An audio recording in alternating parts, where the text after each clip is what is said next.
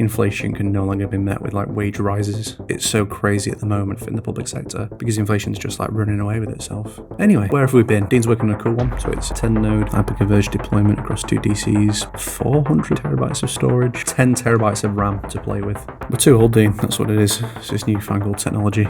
Joking, because all new technology just seems to be old stuff rebadged. But to be fair, the thing was bulletproof. It never ever failed. So bring back the AS400. Where have we been? Do you want to do an introduction? Yeah, well, welcome back to the podcast. Episode not sure. It's been a while. It's a little catch up.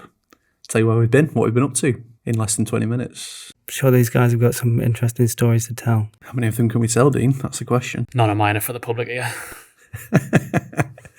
So this is our temporary studio with its delightful light fixtures. Yeah, I remember when we came in here, it was like, oh, we'll be in here for like 3 days and then we'll move into the new studio. Yeah, I don't know if it was 3 days, but it was. I think that's what I was told. It was the classic 2 weeks. It should be 2 weeks. Yeah. 2 months later. If the builders are watching this, we don't actually care. Yeah. We're not having a go. No. It's you carry on with your 2 weeks worth of work. We had nightmare after nightmare. So new landlord, moved our office. So we'd moved our studio to a new location. And then it turned out that new location needed extensive refurbishment because it had leaks. So we've been in this temporary studio and storeroom for like best part of 2 months now. And so maybe even longer. I think like tomorrow we fit the carpet in the new storeroom. And I think next week the painters finish in the new studio. So yeah, it's been literally like 2 months, longer than it should have been. And then the kitchen gets fitted on Thursday. So it's all going in the right direction, but it's definitely taken way longer. But I think I am to blame for that because we've been so busy. And we've been prioritizing, like, we've been continuing to live in a pigsty in return for getting various customer projects done on reasonably on time. So what's the time scale from now? About 2 weeks? Yeah, so be done in 2 months if we're lucky. No, because I'm no longer in charge of it. It'll definitely happen. 2 weeks in Elon time. Yeah, it should be good. I'm looking forward to it. I think the studio is like one of the bits I'm most excited about. And the kitchen, because I designed it, and it's how I'd have my home kitchen if I was allowed to have it grey with black fixtures and fittings. I'm excited. I haven't got a new bathroom, so I can cycle to work. It's up and running, isn't it? Yeah, she's cleaning. Where's your bike? At home.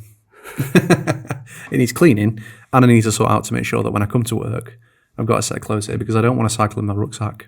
So now I've got my new workstation PC, which Dean's jealous about. Means I don't need to bring my laptop anymore. Means I can just have a set of clothes at the office. Is it better than Connor's? Yes, it is. Yeah. Not by much, by a little bit. I think it's diminishing returns when you get that sort of level of kit. Definitely. To be fair though, like obviously got the same amount of RAM as Connor's got in his machine, like 32 gig. But the other day I was using like 18 to 20, so I feel like it's justified. You'd never have too many Chrome tabs. I mean, I've always got a bunch on. I've always had like loads of Chrome tabs. Do you not use something like suspends Chrome tabs to like keep the memory usage down? Doesn't it do it automatically? I don't know if it does. I have a tab. I don't use it anymore. I use Edge, which automatically sleeps tabs by default. I just assumed Microsoft, man. I just assumed Apple would put stuff to sleep if you don't. Yeah.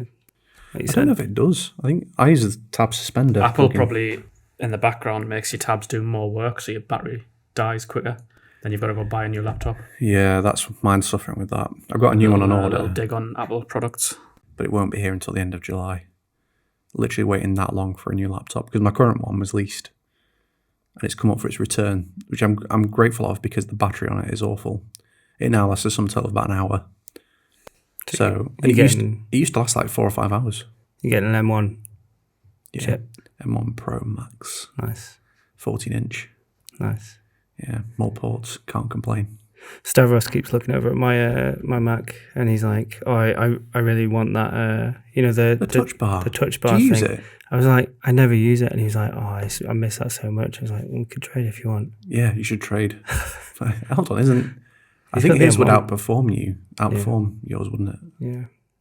It's very. I'm sure he will trade after watching this and cutting it and editing. And but he knows. Why are they talking? He knows that he's got a more powerful Mac. Yeah, he's definitely not going to trade now. Yeah, Andres has got to go back as well. Actually, His was on lease, so now he's no longer with us. That's got to go back, and mine. Adios. Goodbye, Mac, till the new one rolls in. But it's a little bit of a con, that, actually. The leasing company, if you forget to terminate the lease, just carry on billing you more. Do they even increase the bill if prices have gone up? I don't think they do, but I think they do charge you more at the end of the lease agreement per month for the device or per quarter. So you have to contact them with so many days' notice to serve notice, and then you have to return the device to them. Classic. Yeah, it's crazy. But I offered them like market rate to keep it, but they were like, no, they wanted like 30% above market rate. With the battery the way it is, there's just no point in keeping it, so I'm going to get a new one. It's shiny. Is that above market rate because of chip shortages? No, I don't think so, because it's based on like eBay, and surely like eBay's like the going market rate anyway. But everything's a little bit more expensive at the moment, isn't it? Yeah, everything. What's really sort of pissing me off is that people are jumping on the bandwagon, so they're using it as an opportunity to increase price with no other reason. Just inflation, increased electricity costs, price needs to go up. But really, there's not that same impact to their business that they're portraying to their customers. But everyone seems to be doing that. Fair play to them, I suppose. Yeah. And then you've got the lowly employees struggling. The prices of everything's going up. Yeah, who was it? There was the CEO of Rolls-Royce gave all his employees $2,000 to help with the cost of living crisis. Yeah, I bet a high percentage of them spend all that on like bread and other stuff that they need to live. $2,000 on bread. Do you need any sauce? Where are you buying from? Ocado. Waitrose. Yeah, it's so middle class. Says me he orders Ocado every week. Not just any bread. This is Marks and Spencer's. Yeah, I bet bread. they all book holidays with that. So like, the cost of living thing is interesting, but like there comes a point where inflation can no longer be met with like wage rises. And I feel like it's so crazy at the moment. I think someone came out recently and said they couldn't, in fact, it might actually have been Department for Work and Pensions came out and said they can no longer match like inflation-based rises across staff in the public sector because inflation's just like running away with itself. So it'll be interesting to see where that goes, or not so interesting if it ends in a recession. So we'll see. It doesn't look optimistic at the moment. No, I don't think it does. Anyway, on to more delightful news. Where have we been? So, I think we've been busy. We haven't recorded a podcast in this year. This year? When was the last one? We released one this year, but it was recorded last year. It was. Did we finish filming in like November? Converge. Yeah. Yeah, crazy. So, what have you been doing this year? Just kept you away from podcasts. Customer projects. Me and Dean have been very busy. Many sleepless nights. We've installed more stuff in the data center. We've onboarded loads of new customers. We've overhauled a bunch of stuff. Delivered a load of projects. Yeah, we've been busy dealing with customer projects of all manners. One of which is very exciting that we can't talk about. And that, to be honest with you, probably saw us busy for a period of weeks or months. So, I mean, you could talk about your build, like your big new build, maybe. Yeah, so Dean's working on a cool one. So it's a 10-node hyperconverged deployment across 2 DCs with like 400 and something terabytes of storage. Yeah, a lot. So a lot of storage, a lot of compute. 768 gig of RAM a node. So 1 terabyte. A terabyte a node. Terabyte per node. So we've got 10 terabytes of RAM to play with. Yeah. Split over 2 DCs. The whole environment obviously we'll run in one because of the amount of resources we've got, which is what it's planned to do. Yeah. It's a big boy. It's a monster. And at the same time, half of that has gone into a brand new DC. Yeah. Oh yeah, because we also opened Leeds, the new DC. Yeah. So basically the current DC we're in Leeds, they were saying that they didn't have any more space to give us.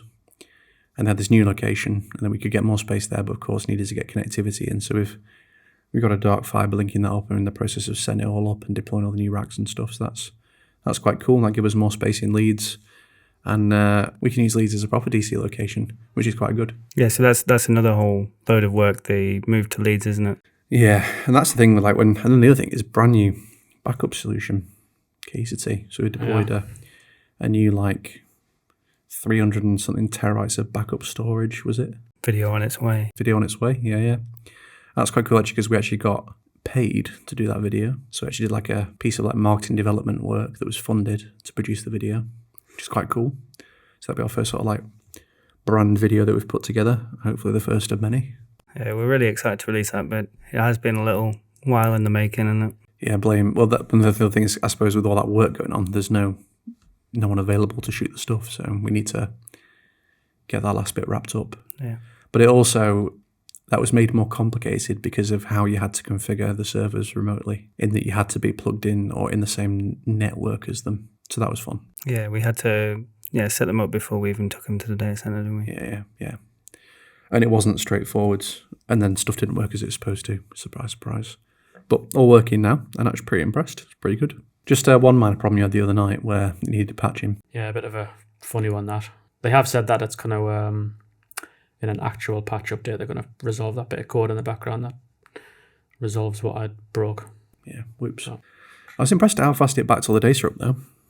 I thought it seems to be really, really quick. Yeah, I thought, because I was a day behind of where I wanted to be with the issue that happened, I thought it was going to probably spill over in the week, but checked it whatever night it was that I set it away, and it was a few hours for a lot of terabytes worth of stuff. Yeah, it was cool. Absolutely flying. And I like the restore as well. I think like the fact that you can restore like 15 terabyte VMs in like 20 seconds is really, really good. Yeah, I don't understand how it actually works.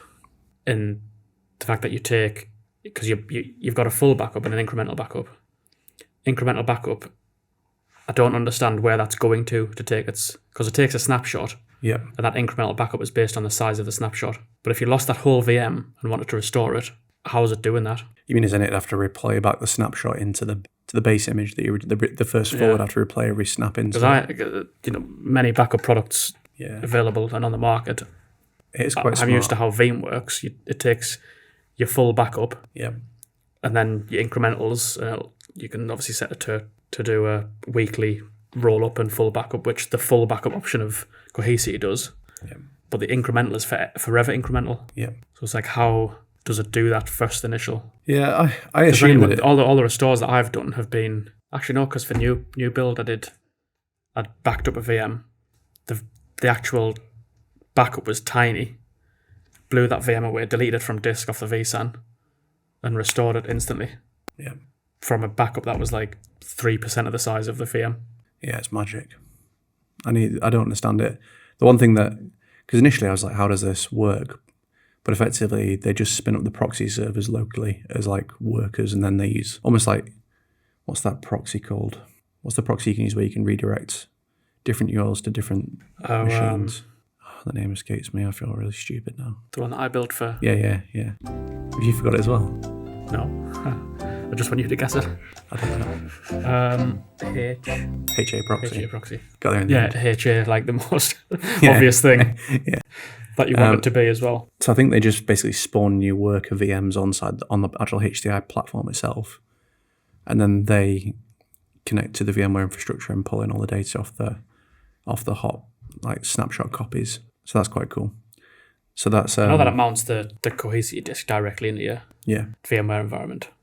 It's just how it's doing the piece of, like I said, I would always expect to have that full backup, and then you have a chain. Yeah, that's how I've known that sort of thing to work. Yeah, it's the replay bit that I don't know how they do it, because we've got the full, and then every night we've got the incrementals. But surely to restore that, they need to be in the background, like adding the incremental to that underlying. But I suppose also you can choose any point in time to go back to. They don't know that you're going to go to the most recent, so and it's still instant. So I don't know. Maybe it's got a lot of storage overhead, but to be fair, it's not. It doesn't seem to be that inefficient. I think it's quite efficient. I haven't checked it for a while though. It's not the worst. We need to get someone from Cohesity to do a video with us that explains it. But they're like, oh no, it's trade secrets. You can't possibly know that. Yeah. The rest of it, how it works, and how manageable it is, and how easy it is to use, unless you break something, which I'm going to blame their side if they're releasing a patch to fix that. It's obviously their fault. Yeah. But yeah, it's just that bit. If everything started with a full backup, I'd understand it, but it doesn't. And it ages out that first one as well. We're too old, Dean. That's what it is. It's this newfangled technology. Joking, because all new technology just seems to be old stuff rebadged with new names. It is just like an LT or tape drive, but it's got SSDs instead of tapes. Exactly. It's just like an elaborate time machine. Green screen. What's green screen? No, we're not going there. Queen screen. Green screen. You not heard of that? Like with that, you go to like a travel agent's like 10 years ago, they'd be entering your booking into like a green screen type system, where it's like a black screen with green text on it, and they'd be searching for like the flights. A bit like teletext, but on a computer. That's still what like car dealers use, isn't it? Yeah, Their yeah. back-end system is all AS400, yeah. But you know, AS400, when you have them and you have the monitor for them, the monitor is like a CRT screen, last time I worked with one, which would have been like 10 plus years ago, they had a CRT screen that used to plug in over a big chunky cable. It didn't even support like a TFT. It had to be this like old school screen and keyboard combo, and they were dead expensive. Like things like, I'm sure like putting an extra 256 gig of storage was like several £1,000s or more just to add a few discs. It was really, really expensive. But to be fair, the thing was bulletproof. It never ever failed. So bring back the AS400. Probably like £250,000 to buy. And then anytime you want to do anything with it, it's like tens of thousands of pounds. Never heard of it. You've never heard of AS400? No. Damn. Now I'm showing my age. You're younger than me. Exactly. So what's next over the next few weeks, briefly, in less than 5 minutes? Crazy. Hopefully. That's coming This up. That'll be good. podcast. Yeah, this podcast. New studio. We'll have a little tour of that. We'll have a tour of the build room. Office finally Office gets gets finished. cleaned as part of all of that. Yeah, we're no longer living in a pigsty.